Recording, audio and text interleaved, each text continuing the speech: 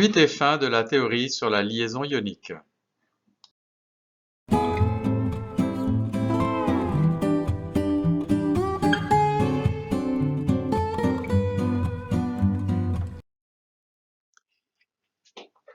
Faisons maintenant un petit résumé des caractéristiques de la liaison ionique.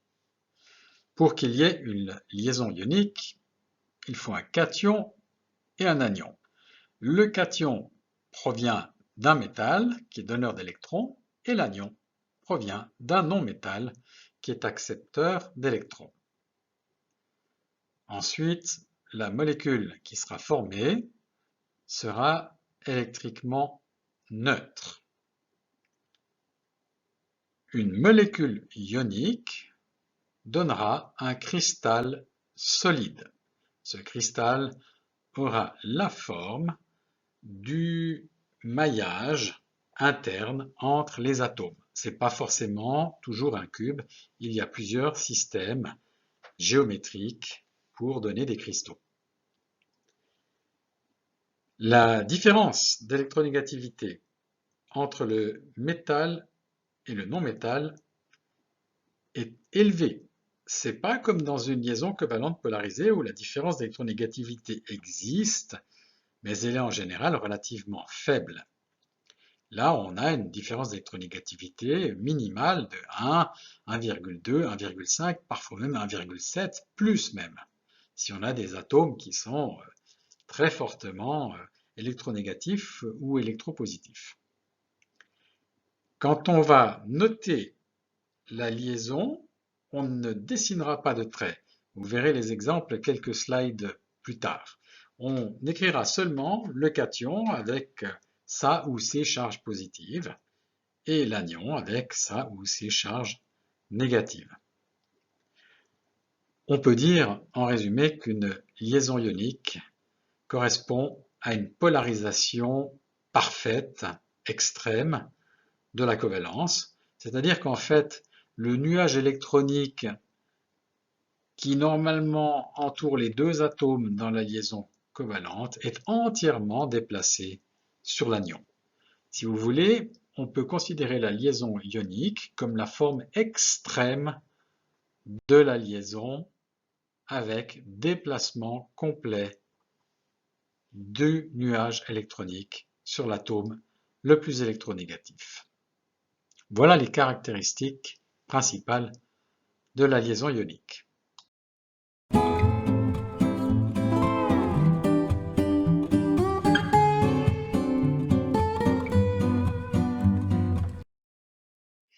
Maintenant, nous allons faire beaucoup de molécules différentes. Et pour avoir beaucoup de molécules différentes, eh bien, il faut beaucoup de cations et beaucoup d'anions. La question, c'est de savoir où trouver les cations. Eh bien, si on regarde le tableau périodique des éléments, c'est assez simple. Les cations proviennent toujours des métaux. Et vous voyez que sur la gauche des symboles des éléments, vous avez des listes. Si je prends par exemple le numéro 23, là au milieu, le vanadium, eh bien c'est écrit plus 2, plus 3, plus 4, plus 5. Ça veut dire que le vanadium est capable de former un cation vanadium plus 2, vanadium plus 3, vanadium plus 4, vanadium plus 5.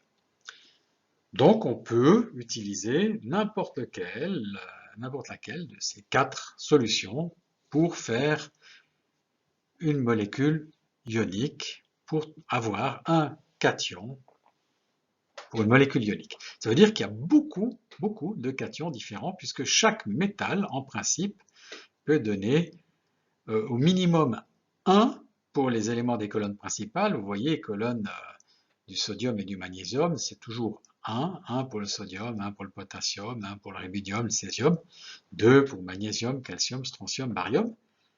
Et puis, quand on passe dans les éléments de transition, il peut y avoir des variations. Et c'est là qu'on va faire intervenir les éléments de transition avec toutes les possibilités de former des cations que nous donnent ces éléments de transition. Et c'est d'ailleurs pour ça qu'on les appelle des éléments de transition, c'est parce qu'ils ont la possibilité de former beaucoup de cations différents. Donc les cations sont issus des métaux qui ont pu donner un ou plusieurs électrons.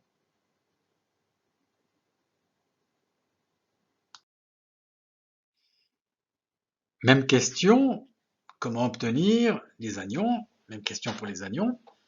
Vous voyez que pour les éléments non métalliques, qui sont ici en rouge, ce sont les éléments qui sont sur la droite du tableau, il y a des éléments dont le premier chiffre est un chiffre négatif. En général, il n'y en a qu'un seul. Si vous regardez par exemple le carbone, c'est marqué -4, l'azote c'est marqué -3, l'oxygène c'est marqué -1, -2. Alors vous voyez que le -2 est en gras, ça veut dire que le -1, il est en fait très rare. Le soufre, -2, le sélénium, -2. Et puis, tout à droite, pour les halogènes, fluor, chlore, brome, iode, vous avez fluor, -1, chlore, -1, brome, -1, iode, -1. Ça veut dire que ces non-métaux vont nous donner les anions. Alors, ne regardez pour l'instant pas les charges positives des non-métaux. Elles sont impliquées dans un quatrième type de liaison que nous étudierons un petit peu plus tard. Vous avez donc relativement peu d'anions pour les non-métaux. Il n'y a que très peu d'anions monoatomiques, c'est-à-dire composés d'un seul atome, avec les non-métaux. Maintenant, c'est sûr qu'il y aura d'autres anions qu'on étudiera par la suite, qui sont des anions complexes, composés avec plusieurs éléments, et on aura une liste assez conséquente. Pour l'instant, nous allons nous occuper que des molécules formées de deux éléments différents, des molécules binaires.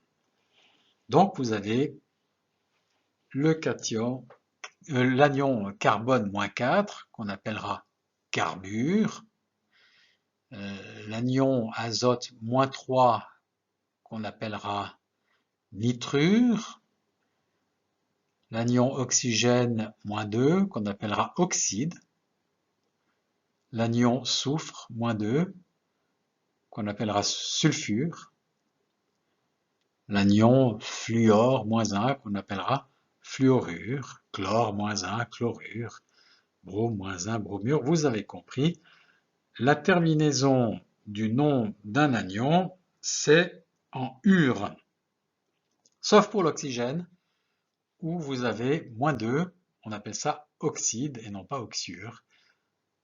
Et ça, c'est une raison historique. Sélénure, -2, tellurure, -2 aussi, arséniure, -3, phosphure, -3. Voilà donc les anions avec les noms de ces anions qui nous permettront plus tard de nommer les molécules.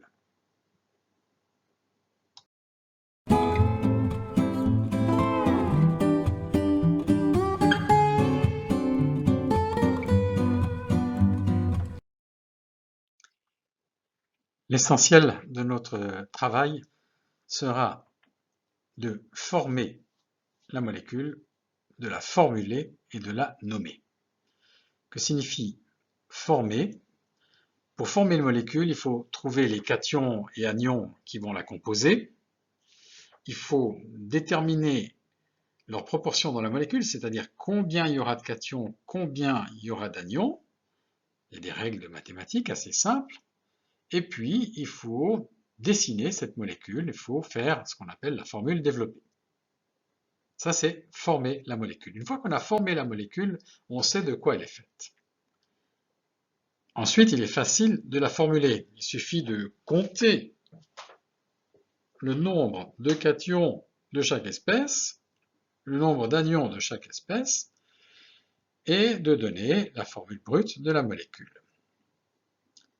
Finalement, il faut trouver pour la molécule un nom qui soit unique, qui permette de retrouver facilement, à partir du nom, la formule. Et tout l'art de la nomenclature sera aussi de redonner à partir de la formule le nom. Le nom, la formule, le nom. Vous voyez donc déjà venir les exercices que je vais vous donner.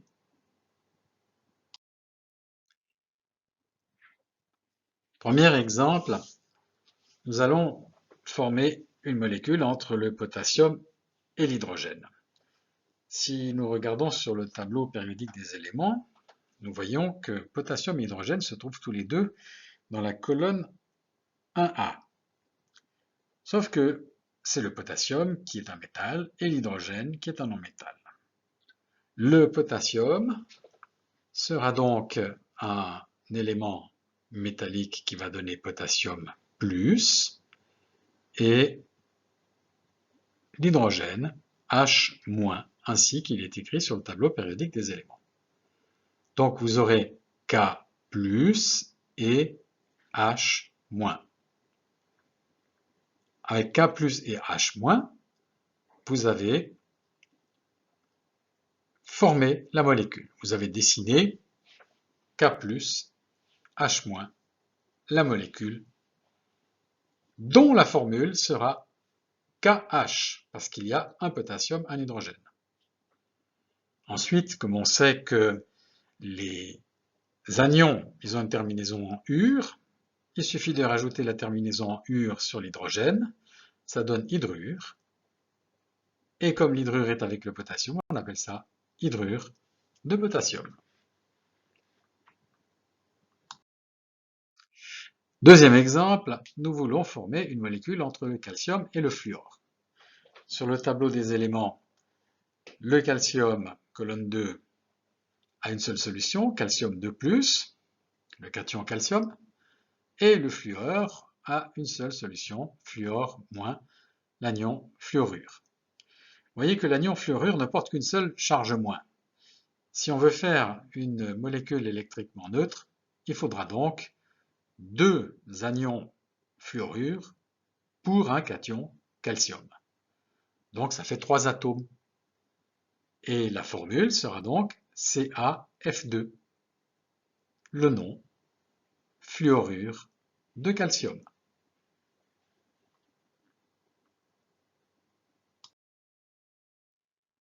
Troisième exemple, on veut faire une molécule entre du fer et du soufre. Si on regarde sur le tableau périodique des éléments, on s'aperçoit que le fer a deux possibilités. Fer plus 2 et fer plus 3. Alors ici, nous allons choisir, c'est nous qui choisissons, nous allons choisir que ce sera du fer plus 3. Je vais poser du fer plus 3 et en face, je vais prendre le soufre qui est moins 2. Le sulfure, l'anion sulfure est moins 2. Alors la question qui se pose, c'est combien faut-il de soufre pour le fer 3, combien faut-il de sulfure pour le fer 3, sachant que le sulfure est moins 2 et que le fer est plus 3. Alors ici c'est facile, parce que on voit tout de suite que avec 2 fer plus 3, on aura 6 charges plus, et avec 3 sulfure moins 2, 3 fois moins 2, on aura 6 charges moins, 6 charges plus, 6 charges moins. Ça fait une molécule électriquement neutre. Donc on aura 5 atomes, 2 atomes de fer, 3 atomes de soufre. On peut calculer, quand ça devient compliqué, c'est pas toujours aussi facile que ça, on peut calculer. Pour calculer, il suffit de faire le plus petit multiple commun entre le nombre de charges du fer et du soufre. Si vous prenez le nombre de charges du fer, c'est plus 3, soufre, c'est moins 2. 3 fois 2, ça fait 6. Si vous prenez ce plus petit multiple commun et vous le divisez par la charge du fer, 6 divisé par 3, ça donne 2, donc 2 fers. Et si vous divisez ce 6 par le nombre de charges du soufre, qui est 2, 6 divisé par 2, ça donne 3, donc 3 soufres. Voilà comment on peut calculer la proportion de chaque élément à partir des charges.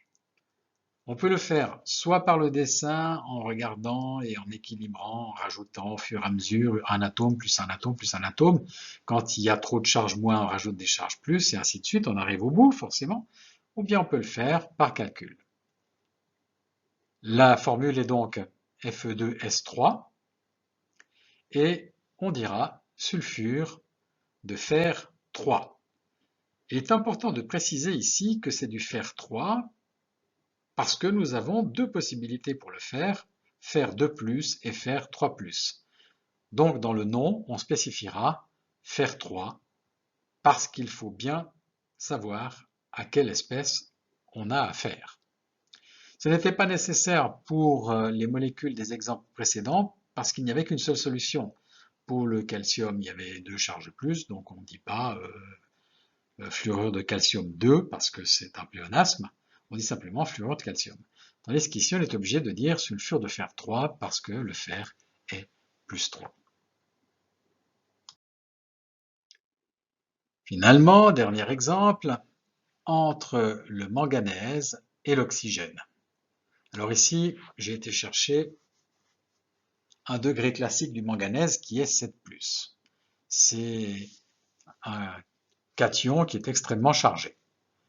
Et on va le combiner avec de l'oxygène qui est -2. On prend pour l'oxygène la charge qui est la plus courante, c'est-à-dire celle qui se trouve en gras sur le tableau périodique des éléments. Ici, même calcul que tout à l'heure. Si on fait le ppmc entre 7 et 2, qui sont premiers entre eux, ça fait 7 fois 2, 14. Vous divisez 14 par 7 pour le manganèse, ça fait 2, il y a donc 2 manganèses. Et 14 par 2 pour l'oxygène, ça fait 7 oxygènes. Je les ai ici répartis de façon un petit peu esthétique. Et la nature utilise souvent ces formes esthétiques. La répartition dans l'espace est relativement agréable. La molécule utilise le plus de place possible.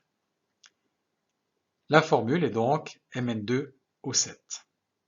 Je vous rappelle que le nom de l'anion O-2 ou O2-, c'est oxyde. Donc on dira oxyde de manganèse 7. Mn2O7, oxyde de manganèse 7.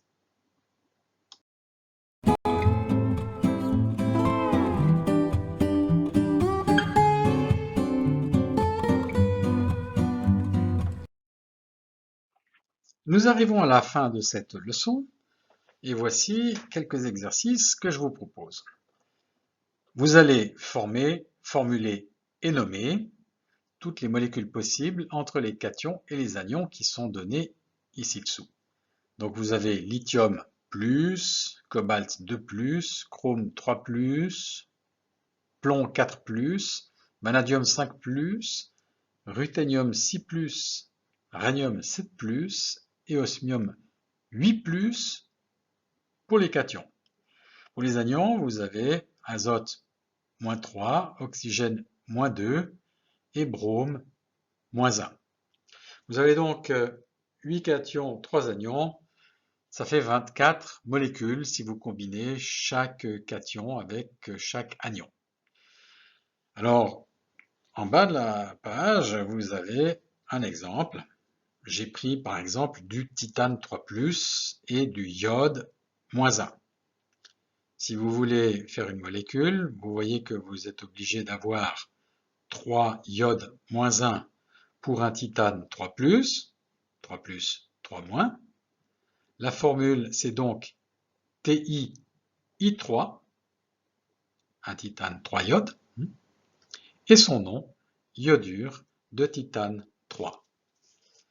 Ce que vous pouvez faire, c'est construire un tableau avec 3 colonnes, une colonne pour l'azote -3, une colonne pour l'oxygène -2 et une colonne pour le brome -1 et 8 lignes, une ligne pour chaque cation. Et dans chaque case, vous mettez la formule et le nom. Et ainsi, vous avez réalisé l'exercice. Je vous souhaite bonne chance pour cet exercice. Bonne réussite. À bientôt pour une prochaine leçon.